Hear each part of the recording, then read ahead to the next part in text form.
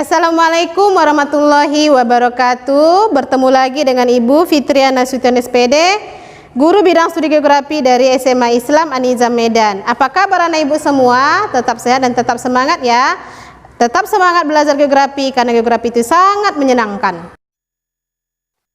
Assalamualaikum warahmatullahi wabarakatuh. Berjumpa lagi dengan saya Fitria, guru bidang studi geografi. Pada materi sebelumnya kita sudah membahas tentang latar belakang terjadinya interaksi desa kota, dan hari ini masuklah kita pada perencanaan kota Indonesia. Silahkan disimak penjelasan Ibu pada slide berikutnya. Pola-pola perkembangan kota. Menurut Yunus, perkembangan kota adalah suatu proses perubahan keadaan perkotaan dari suatu keadaan ke keadaan yang lain dalam waktu yang berbeda. Sorotan perubahan keadaan tersebut biasanya didasarkan pada waktu yang berbeda dan untuk menganalisis ruang yang sama.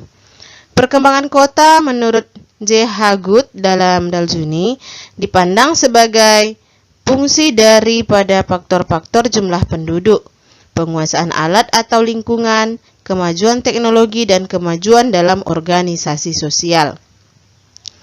Menurut Bintarto, perkembangan kota dapat dilihat dari aspek zona-zona yang berada di dalam wilayah perkotaan.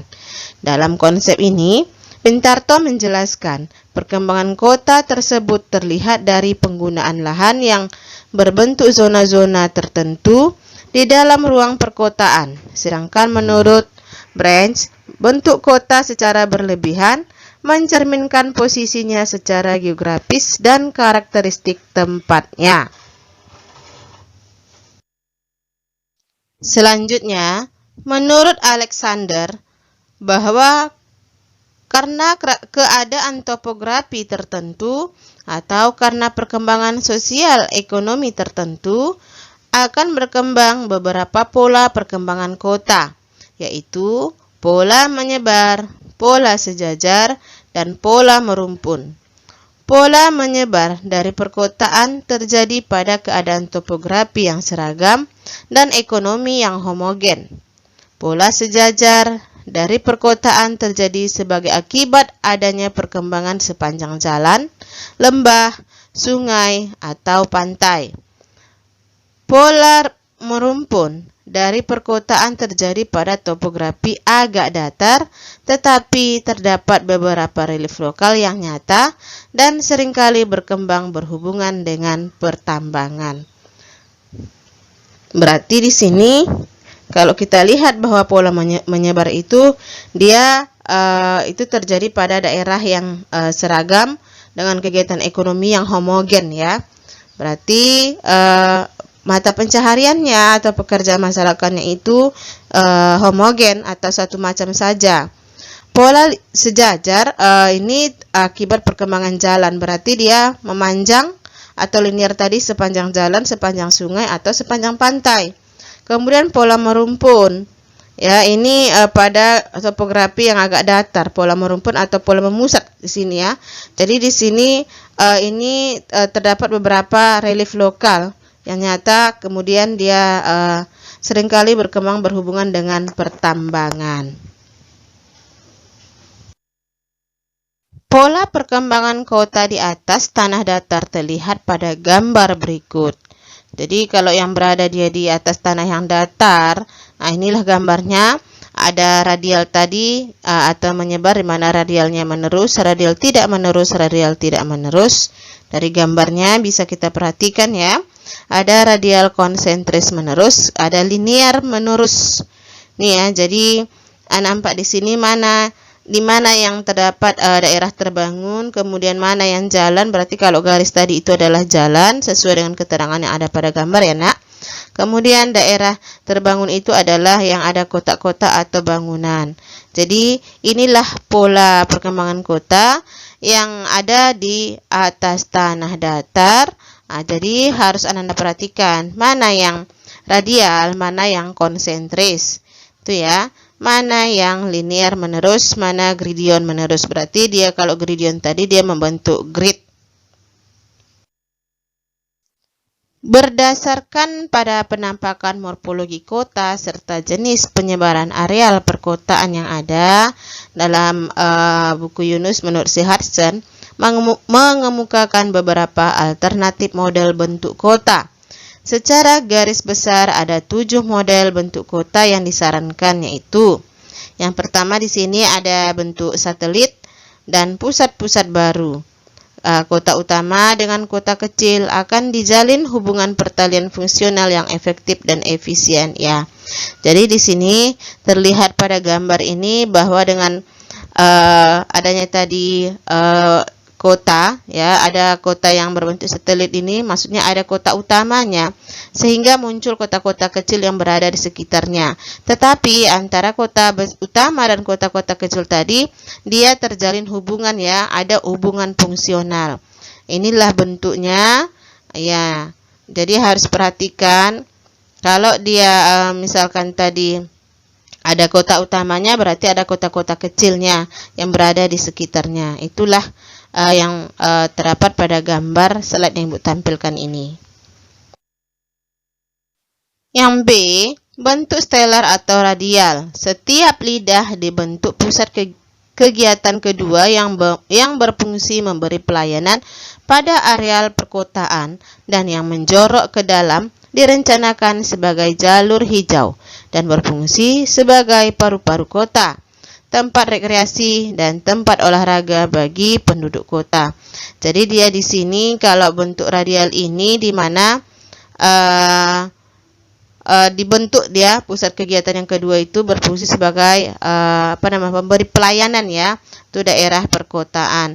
Jadi di sini ada nanti daerah yang agak menjorok ke dalam itu digunakan sebagai jalur hijau atau misalkan tempat rekreasi, atau bisa juga dijadikan sebagai tempat olahraga bagi penduduk kota. Itu dia kalau dia bentuknya stelar atau radial. C, bentuk cincin. Kota berkembang di sepanjang jalan utama yang melingkar. Di bagian tengah wilayah dipertahankan sebagai daerah hijau terbuka.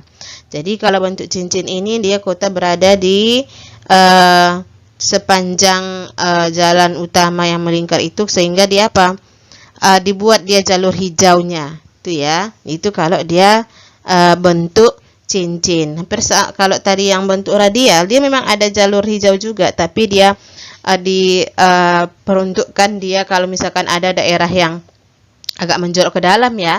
Tapi kalau bentuk cincin ini dia memang melingkar pada jalan yang utama gitu dia, sehingga bagian tengahnya itu dibuat sebagai jalur hijau atau daerah terbuka hijau ya. D, bentuk linear bermanik. Pusat perkotaan yang lebih kecil tumbuh di kanan kiri pusat perkotaan utamanya. Pertumbuhan perkotaan hanya terbatas di sepanjang jalan utama, maka pola umumnya linear. Di pinggir jalan biasanya ditempati bangunan komersial dan di belakangnya ditempati permukiman penduduk. Berarti pada bentuk linear ini maka yang betul-betul yang punya ekonomi yang tinggi ya, kaum elit itu berada di pinggir, kemudian pemukiman penduduk itu berada di belakangnya. Jadi pusat perkotaan ini tadi di kanan kiri itu pusat perkotaan utamanya ya. Kemudian pertumbuhan kota tadi yang berada sepanjang jalan utama itu ditempati bangunan yang komersial, itu ya, artinya yang punya ekonomi yang tinggi, dan di belakangnya baru ditempati oleh pemukiman penduduk. Yang kelima, ada bentuk inti atau kompak. Perkembangan kota biasanya lebih didominasi oleh perkembangan vertikal, sehingga memungkinkan terciptanya konsentrasi banyak bangunan pada areal yang kecil. Jadi di sini kalau bentuk inti ini akan ada namanya pengelompokan bangunan-bangunan itu karena dia tadi mempunyai daerah yang kecil, sehingga dia bentuknya seperti inti atau bentuknya inti ya, bentuk kompak. Ini untuk gambar yang ada pada slide ini ya. Jadi silakan diperhatikan. Tadi kita sudah membahas ada yang radialnya linear, ada yang seperti cincin, ada yang memanjang tadi. Itu ya. Kemudian ada dia kalau di daerah datar itu dia memang radial ya. Jadi ini pada ini bentuk inti. Kenapa bentuk inti? Karena tadi pada daerah ini wilayahnya kecil sehingga terkonsentrasi atau terpusat itu banyak bangunan-bangunannya. Atau di daerah pusat itu banyak bangunan-bangunan. Itulah intinya ya. Yang keenam, bentuk memencar. Dalam kesatuan morfologi yang besar dan kompak, terdapat beberapa urban center, di mana masing-masing pusat mempunyai grup fungsi-fungsi yang khusus dan berbeda satu sama lain.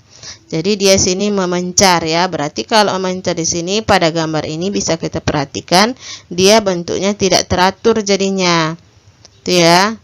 Jadi dia artinya dia mengelompok pada daerah-daerah tertentu sehingga dia terlihat memencar atau terpencar. Kalau di pola persebaran desa kita lihat itu terpencar ya. Jadi kota juga bentuk perkembangan kota ada yang seperti itu. Jadi harus betul-betul dipahami ya. Mana yang radial, mana yang memencar atau terpencar. Yang ketujuh, bentuk kota bawah tanah atau underground city plans. Itu ya, struktur perkotaannya dibangun di bawah permukaan bumi sehingga kenampakan morfologinya tidak dapat diamati pada permukaan bumi. Di daerah atasnya berfungsi sebagai jalur hijau atau daerah pertanian yang tetap hijau. Jadi ini adalah kota bawah tanah, di mana kalau bawah tanah berarti dia berada di bawah permukaan ya. Dan bagian atas permukaan tadi dia dibuat sebagai jalur hijau atau daerah pertanian yang tetap hijau. Jadi kita sudah membahas ada 7 bentuk perkembangan kota atau 7 pola perkembangan kota. Jadi materi kita pada hari ini tadi itu tentang pola-pola perkembangan kota, di mana bisa kita simpulkan ada 7 pola atau bentuk perkembangan kota. Ada dia bentuk satelit, bentuk stellar atau radial, bentuk linear sepanjang jalan tadi, ada bentuk cincin, ada bentuk memencar, ada bentuk inti kompa, ada dia bentuk atau pola yang berada di bawah permukaan, di mana kalau dia di bawah permukaan atau underground tadi, dia perencanaan itu berada di bawah kota dan di atas permukaannya itu dijadikan sebagai jalur hijau atau lahan pertanian hijau. Jadi itulah tadi materi kita yang kita bahas pada hari ini. Apabila ada yang mau ditanyakan atau ada yang kurang paham, kurang mengerti, silahkan bertanya di grup, kita chatnya di grup, kita bahas di grup, biar kawan-kawan yang lain juga bisa mengetahui. Sekian materi kita pada hari ini. Assalamualaikum warahmatullahi wabarakatuh.